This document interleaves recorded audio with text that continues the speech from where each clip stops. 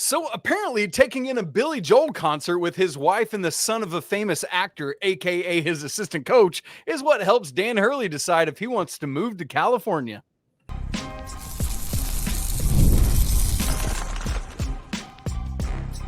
You are Locked On College Basketball, part of the Locked On Podcast Network. Your team every day. Hey there, what's up? Welcome into the Locked On College Basketball Podcast, the only daily national college hoop show out there. Happy Monday to all of you. We're your hosts. This other dude is Andy Patton, fresh off an anniversary trip. Happy anniversary, my friend. And I'm Isaac Shade. We're so glad to be with you. You're joining us at the place to get your college basketball content every single day. Thanks for making us your first listen or watch. And don't forget that you can catch every episode ad-free on Amazon Music. Special shout out to all you everydayers out there and all the members of the Locked On College Basketball Discord. This episode is brought to you by LinkedIn. These days, every new potential hire, it can feel like a high-stakes wager for your small business. That's why LinkedIn Jobs helps find the right people for your team faster and for free. So post your job for free right now at linkedin.com/lockedoncollege. Terms and conditions apply. Andy, coming up on the show today, we were hopeful that we'd have some Danny Hurley news. We don't have any Danny Hurley news, but that's news. So we're going to talk about it. We also learned some landing spots for Wooga Poplar, Garwey Dual. Coleman Hawkins has some interesting choices he's looking at for his landing spot. And Jamir Watkins from Florida State basically ended up doing nothing. He's just going back. So, Andy, we got to start with the absolute biggest news of the weekend. We waited with bated breath. I know our good friend Allie, who works for Locked On, is struggling right now because of the Danny Hurley thing. She is a UConn woman and was big mad at me this weekend when Danny Hurley first, the news first broke.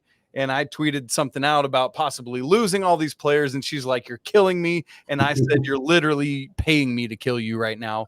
And so, Andy, that's where we are. The news, though, that we got on Sunday was that Danny Hurley will announce plans on Monday. Before we get to that, though, Andy, it was, despite no news this weekend since we last recorded, it was an interesting weekend in the Danny Hurley saga. Yeah, it really was. It was an interesting, like you said, I was out of town. I was kind of unplugged for the weekend, and I came back and didn't miss anything. Didn't miss much with Dan Hurley. Didn't miss much. I mean, the Poplar news, the Dual news, both those things happened late last week. They didn't happen over the weekend. Basically, the only quote unquote news big news in college basketball was Coleman Hawkins has some unique choices, like we'll talk about, and Jamir Watkins returned to school. Not a super busy weekend, which is good. I think college basketball has started to become almost a 24/7 news cycle where there's no breaks. This was at least somewhat quiet weekend, but it almost wasn't. Certainly, if Danny had decided to make his announcement a day earlier, it wouldn't have been a quiet weekend. But instead, he went to a Billy Joel concert at Madison Square Garden with his assistant coach, Luke Murray, with his family. Look, it probably doesn't mean anything. He probably already had the tickets. Maybe it was a last-minute decision. You could read into it of like, oh, why did he take Luke? Does that mean anything? We're getting too far in the weeds if we're reading about that, especially for us recording this on a Sunday evening. Like, by the time people are listening to this, it's possible we already know what's going to happen with Danny Hurley. Like, I think the plan is for him to talk to his team first. And the latest that I've seen from John Fanta at Fox Sports is that UConn did not have any required events over the weekend, so the players not meeting over the weekend wasn't unusual. They have a practice slated to start at noon Eastern time on Monday. My expectation, and I think the expectation of most others, is that Dan will tell the team at that time whether he is staying with UConn, whether he is taking the job with the Los Angeles Lakers. I hope, for the players' sake and for Dan's sake, that we don't hear anything ahead of that.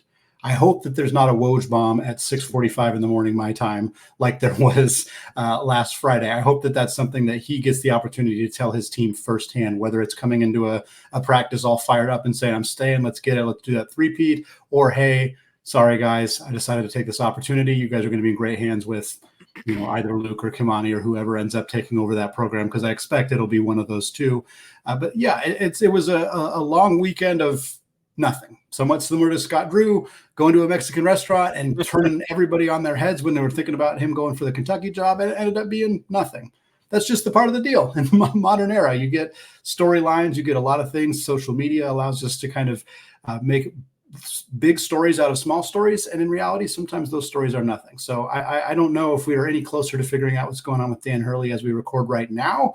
But it was fun to see him hopefully having a blast at a Billy Joel concert. Yeah. Oh, dude, absolutely. And I love how you said that, Andy. The Billy Joel concert, it could be a last hurrah, you know, it could be a, hey, we go together. It could be a Scott Drew at the Mexican restaurant, like I'm staying, or it could just be a big nothing burger. Like, hey, we've had these tickets for months and so we're still going to go. Like, we're not upsetting our life just because of all that. So that's really interesting.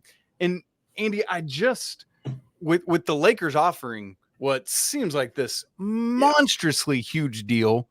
I know we've talked about before, like so much money that you can't turn it down and how some people that just doesn't matter to. I mean, money like that, even I would be like, we got to try it. Right. Like I struggle to see how he's going to turn that down and return to UConn. But you do have, like, I remember back in the Kentucky offer, there was all the, like, Andrea wasn't down with it necessarily. You've got the New England roots for the Hurley family, the family ties,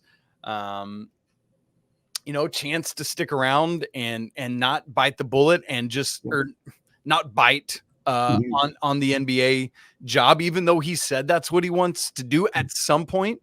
Like, he could be a literal college basketball legend, Andy. That's what he's starting to build at UConn. And man, I think we said it in this way Friday, but it really just all comes down to what matters most to Dan Hurley and his family. Yeah. And I think the appeal of potentially becoming a legend, like, you could make the argument of like, okay, go coach in the NBA, take this opportunity, take the money. If it doesn't work, if you get fired after 2 years, 4 years, 3, 5, whatever, come back to college, you'll get another job. And he will. I don't think there's any debate about that teams will line up to hire Dan Hurley, but there's not going to be very many off seasons where Kentucky and Arkansas and USC and all these huge jobs are all open at once. That happened this year. That's unusual. So you don't know necessarily where he's going to end up. He could, of course, take a year off and wait and find a job that works. But if you stay in college, you really can cement yourself as a legend. The true legends, the Mike Krzyzewskis, the John Woodens, they didn't have these little like stop offs in college or stop off in the NBA and return to college. Obviously, that's not me saying that Rick Pitino is not a legend or John Calipari is not a legend. They are in different ways, but I do think that there is an element of staying in college, continuing to work continuing to build, go for the three-peat. I don't know if they're going to get it. They're not my favorite to win it all. Even if Hurley comes back, this whole team stays together. They're good. I don't know if they're in that conversation necessarily, but you got to try and you got to go for it. And if you miss it this year, but you rebuild and you go for it next year, I mean, you don't get that opportunity if you go to the NBA. And for Hurley, as somebody who's Northeast native, his family's there, his old man is there, like he's always been there. The appeal of going to the Lakers and not having as much control, not having as much, ability to run things the way you run things and have the same antics on the sideline. Like there's a lot of obvious reasons why going to the Lakers is a risk and is maybe going to tarnish, or maybe not tarnish his legacy, but not allow it to reach the threshold that I think it's capable of being at. And for Dan, that might be enough. I mean, that might be enough to stay. I mean, money's not it's not like he doesn't have enough money. We know that UConn is preparing or has prepared an offer that would make him, according to John Fanta, one of the most highest paid coaches in college basketball. I think a lot of people are saying, well, if they can't pay him to be the top coach, like, yeah, it's different in the Big East. It's just a different situation. They don't have the same money that SEC schools are going to have, but it's still going to be a lot of money. And he's already made a lot of money. And I think I could see him saying, you know what, I'd rather keep building what we're building here. And again, we talked about this on Friday's show. To be able to say that you turned down Kentucky and the Lakers in the same offseason, yeah, you could argue it puts a little bit more pressure on himself and his team, but what an incredible flex to just be able to say that you did that is a kind of an accomplishment in and of itself. And Andy, the thing that I've gone back to a lot this weekend as I've tried to process this is something that you just said about giving up control. Mm-hmm. Is Dan Hurley a flexible enough coach and a humble enough coach and person, quite frankly, to say, here's what's worked for me at UConn, while recognizing that if I go to the NBA, it's probably not going to work that way. But I don't know if I'd call it reinventing myself, but doing it a different way to show that I'm able to do it. And Andy, I have no reason to think he both couldn't or wouldn't, because he's done it. He's taken stops every step of the way, and he's succeeded every step of the way. And so that really leads me to think that if he says yes to the Lakers, he'll figure it out. Yeah, I agree. I think he would absolutely figure it out as well. Isaac, want to talk about some other Big East schools? There's a lot other things happening in that conference outside of the Dan Hurley saga. I want to talk about Kyle Neptune, another coach in the conference who desperately needed a win last week, and he got it. Wooga Poplar from Philadelphia commits to Villanova. We're going to talk about what that means and whether it's enough for them to actually contend in the Big East. All that coming up in just a second. Right after I tell you about today's sponsor, LinkedIn Jobs. Folks, when you're hiring for your small business, you want to find quality professionals that are right for the role. And that's why you have to check out LinkedIn Jobs, because LinkedIn Jobs has the tools to help you find the right professionals for your team faster, and they do it for free. And LinkedIn is not just another generic job board. They actually help you hire professionals that you cannot find anywhere else, even those who are not actively searching for a job, but might be open to the perfect role. And in a given month, over 70% of LinkedIn users don't visit other leading job sites. So if you're not looking on LinkedIn, you're not looking in the right place. And on LinkedIn, 86% of small businesses get a qualified candidate within 24 hours. So hire professionals like a professional on LinkedIn.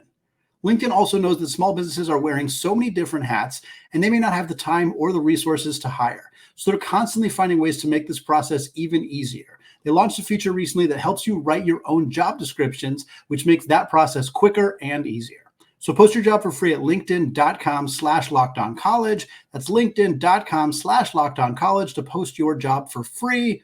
Terms and conditions apply.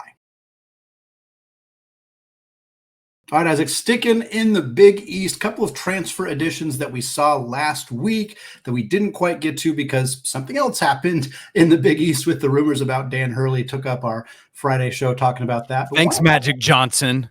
Want to talk Wooga Poplar? Yeah. Because Villanova's had a rough offseason. Villanova's had a rough time since Jay Wright retired, quite frankly. Kyle Neptune came in year one. There was he kind of got a pass. There was injury issues that they had with Eric Dixon, with Justin Moore, and then Cam Whitmore. And then this last year, they weren't very good, but it was like, well, okay, we're still kind of maybe optimistic, but things just didn't go all that well last year. And it was like, okay, let's see how we can navigate the portal, get some guys in, maybe give it another go in year three. And things haven't been great. Mark Armstrong leaves. They lose TJ Bamba. They lose a handful of other guys. Brendan Housen transfers to Kansas State. They bring in one big piece, Max Shulga from VCU. And then all of a sudden, Max Shulga decides, you know what? I actually want to stay at VCU. Is Shaka Smart still the coach there, Andy? No, that going? No.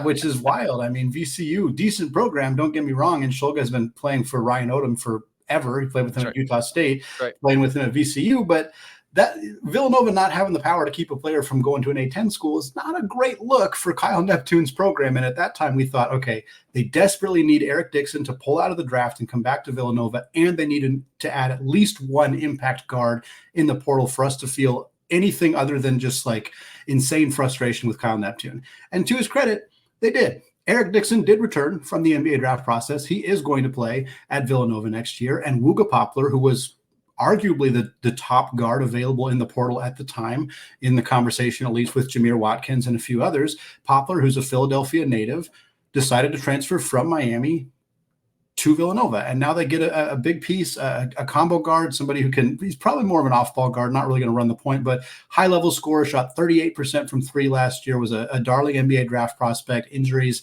and Miami's not very good season kind of slowed him down a little bit, but this is a really big-time addition for Villanova and helps keep them competitive in the Big East. Andy, I'm just interested to see how long of a leash that the Villanova brass is going to have with Kyle Neptune. I'm just looking at his win-loss stuff here. I mean, Fordham, that 21-22 season was 16-16, 8-10 in the A-10 that you were just talking about. First year at Villanova, 17-17, 10-10 in the Big East.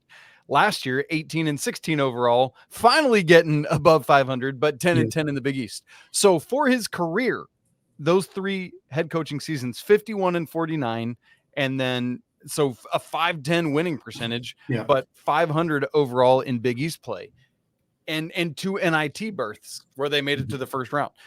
like that doesn't cut it at Villanova, where, as you said, since the Jay Wright era ended, things have not gone well. Yeah. And I'm just telling you, if this Poplar, Dixon, and hopefully we find a third musketeer to be a big three here with supporting cast beyond that, if they can't figure this thing out and finish top 3, top 4 in the Big East, man, Kyle Neptune's butt is on the line, dude. And I don't like that. I don't want it to be that way. But it's one of those things we say about, like with Louisville and Michigan looking like they're going to be better this year. We often say things like, man, college basketball is better when Louisville is good, when Michigan is good. And I feel so similarly about Villanova. I want this to work. College basketball is better when Villanova is good, but I'm not convinced that Poplar and Dixon, while they are a great 1-2 punch, is enough just that tandem to put them over the hump. Yeah, and they have almost no returners otherwise. I mean, Dixon coming back is huge, but outside of that, I think that all their combined returners average like less than 5 or 6 points per game last year. They have a couple freshmen coming in, but all of them were not super highly regarded freshmen. There's no Cam Whitmore in this class. There's no Cam Whitmore in this class, unless Kyle Neptune's an elite high school recruiter and noticed somebody that we didn't, which, I suppose could happen, but it doesn't seem like that's what's happening with this class right now. They've made some okay additions in the portal outside of Wooga Poplar. They bring in Tyler Perkins from Penn. They bring in a guard from LaSalle, Jamir Brickus. They bring in a center from Fresno State, Enoch Boki, who's a highly regarded recruit. Hasn't really panned out in his career up to this point, but an upside big. Like that's not bad, but it's not really competitive with those top teams. You look at the Big East and you're thinking, okay, for Villanova fans to be happy, they have to finish top 4. Well, obviously UConn's a bit in flux right now, but if Dan's back, UConn's at the top. Marquette they lose some guys, but they still have a really talented core. Shaka Smart's a great coach. I think Creighton might be the best team in the conference, quite frankly, even with losing Shireman and Trey Alexander. They get Kalk back, they get Mason Miller back, they get Pop Isaacs in, Jamia Neal from Arizona State's in, Stephen Ashworth's back. I really like this Creighton team. So those are your top 3. St. John's is going to be in this conversation again. Providence is going to be in this conversation again. Like it's not Xavier's going to be in this conversation. It's not a foregone conclusion that Villanova, even if this works, even if Poplar has the best year of his career, even if Dixon dominates, I don't know that this team's top 6. And if they're 7th, 8th, 9th, at some point, at that point, if they're 6, 7, 8, 9 in the conference, Kyle Neptune is going to be really hot. Let's put it that way. Yeah, and we don't want that to happen. Andy, there's another Big East school that you didn't just mention in that list of top Big East schools, and that's Seton Hall, who got Garwey Dual. Here's how I want to frame this. Andy, last year at Providence, 3.3 points, 1.9 assists, 1.3 boards in 18.5 minutes a game, shot 40% on 2, 25% from 3. But he's this 6'5" guard who was testing out the NBA draft waters, ultimately came back to school, said he wants to play point guard. Obviously, Kadari Richmond's out the door for Seton Hall. Shaheen Holloway's trying to figure this out. And Garwey Dual is like a big name in the transfer portal, but the statistics don't show it or indicate it. And somebody that's in these NBA draft conversations. Why is that? Why is he such a coveted entity when the numbers don't seem to back it up? Yeah, Dual's an interesting one because he's kind of an eye test guy. You watch him play and you watch his high school film in particular. He's 6'5", he's long, he's rangy, he's very athletic. And he had opportunities at Providence too. And I think that's what makes it a little bit extra frustrating. Bryce Hopkins goes down with that ACL injury, misses the rest of the year. And they kind of needed somebody to step up out of the rotation and adjust some positions around. And the guy who stepped up was Devin Carter, who's going to hear his name called in my mind, probably in the top 15 players of the NBA draft in June. Like he's a phenomenal versatile player, and he kind of stepped up and just did everything for Kim English and the Friars, and it didn't allow Garwey to step up. But I think he's got he has to be more assertive. He needs to find his spots. I think he was a little bit more tentative than he should have been. Maybe he was having some issues with role definition. I don't know exactly what it was, but he came. I mean, after he pulled out of the draft, he said, "I want to play point guard." So I do think that there's a indication that he feels that that's where he can contribute the best.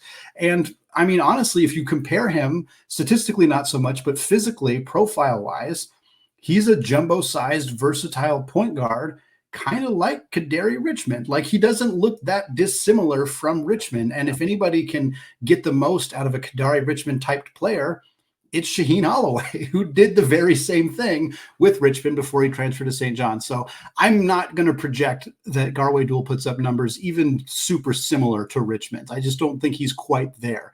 But what I like about Shaheen Holloway right now is two of the players he's brought in, really three in some ways, are freshmen who were highly regarded last year who didn't play very much. One of them was Gus Yalden at Wisconsin, who didn't play at all because he had some team rule issues. But Scotty Middleton at Ohio State is in that conversation, and so is Garwey Dual. This might work. If two of the three of these guys pop, that's a really nice transfer portal class for Shaheen Holloway, especially considering it has been well documented that this is not a school that has an influx of NIL cash. So to be able to find ways to add potentially very talented players into the program speaks a lot to who Shaheen is as a coach, as a recruiter. And if this works, if he gets the most out of these guys, it really kind of shows why he's such a highly coveted coach and why he is somebody that I think a lot of people are really excited about what he can bring to Seton Hall going forward. So I'm cautiously optimistic on Garwey Dual. I think that he's a guy who by no stretch of the imagination performed like an NBA player last season at Providence. He didn't.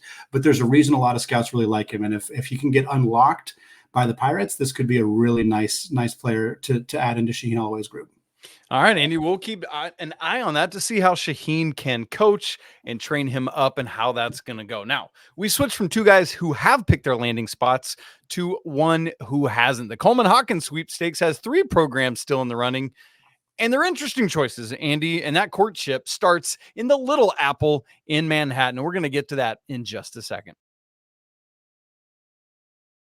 Right after I tell you about FanDuel, we just talked about Garwey Dual. Now it's FanDuel, our good friends. Summertime means baseball, the NBA Finals, and more, and you can bet on all of that at FanDuel. Right now, new customers get $200 in bonus bets with any winning $5 bet. That's $200 you can use to bet everything from the Finals MVP to who's going to hit one out of the park. Speaking of the Finals MVP odds, how about this? Jason Tatum, one of the Celtics, leads the way at plus 155, and his teammate Jaylen Brown is second shortest odds at plus 185. Behind them is Luka Doncic at plus 340, and many more beyond that, but that's your top three. So if you want to get in on that action, visit FanDuel.com/lockedon and add a big win to your summer bucket list. FanDuel, America's #1 sportsbook. All right, Andy, we want to spend some time talking about both Coleman Hawkins and then Jamir Watkins. And we start with Hawkins, who was supposed to, over the weekend, go to Louisville for a visit. And almost as quickly as we were getting ready to have conversations about that, we decided not to, because he decided not to go there, or they decided not to have him there. And part of that's interesting, Andy, because Louisville was already at 13 scholarships. I can confirmed where things were at with somebody close to that program, a source close to that program. Obviously, two of those 13 are players who will be on a medical red shirt this year, and so potentially ostensibly could have gone off of scholarship with a nice little like, hey, could we give you some NIL money in exchange for not being a scholarship player this year?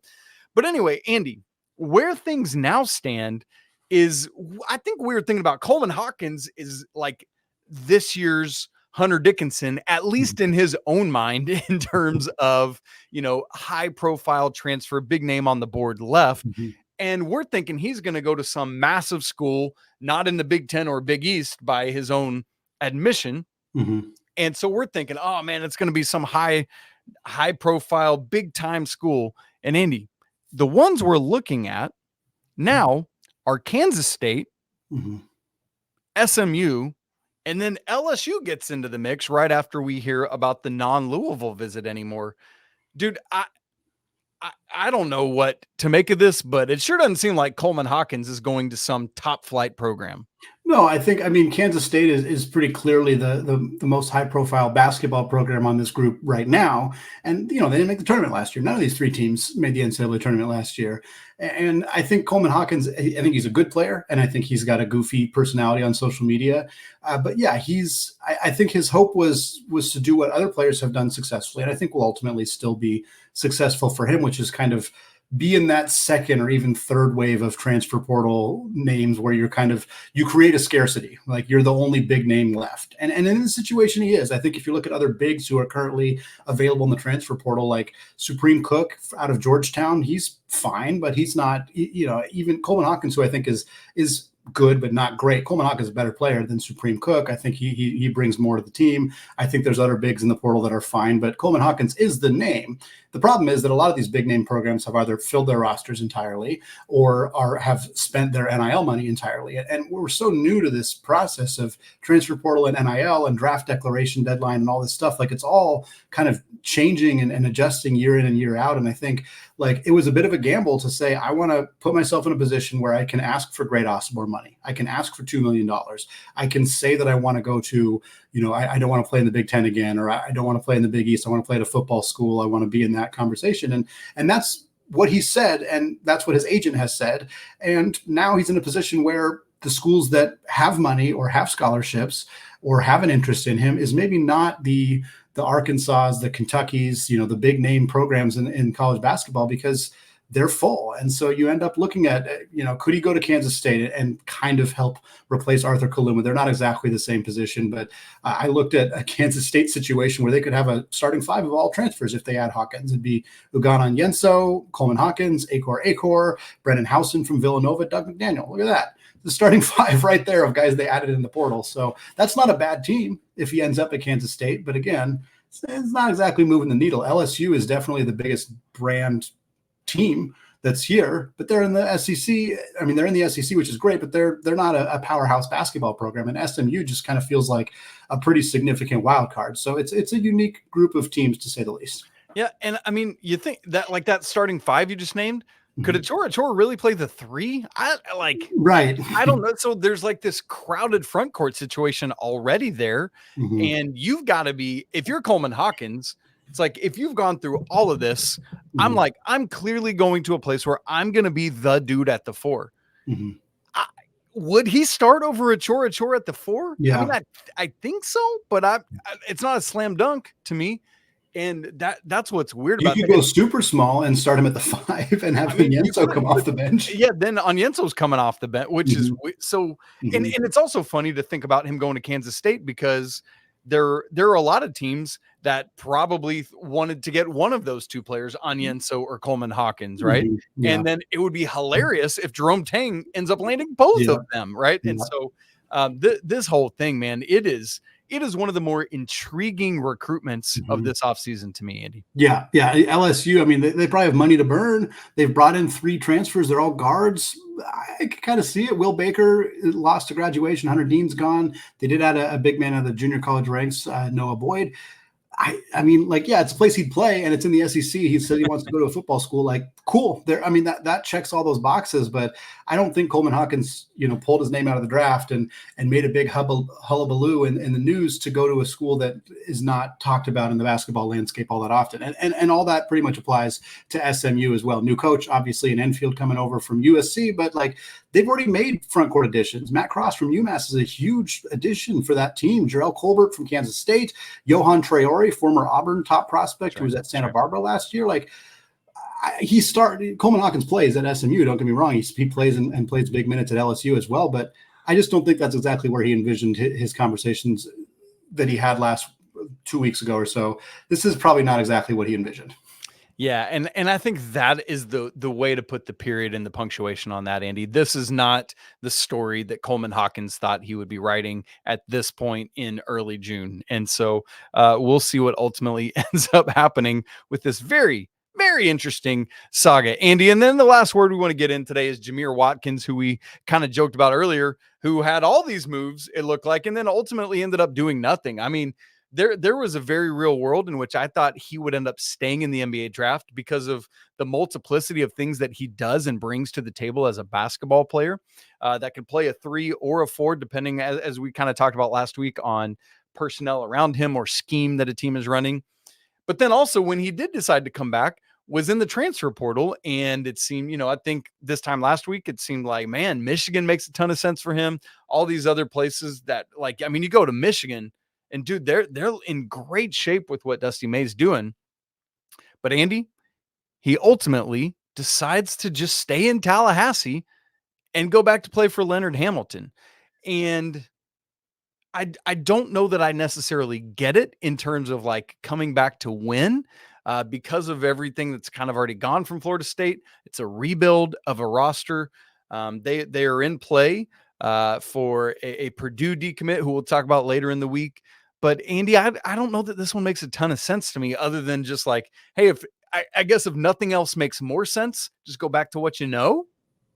Yeah, I mean, he was really good at Florida State. He was better at Florida State than he was at VCU. I think that's true. That's true. I think that's part of it. He whatever it was about Leonard Hamilton's system worked for him. He was highly productive. He was a good distributor. He's good defensively, good rebounder, good scorer. Like it worked for him.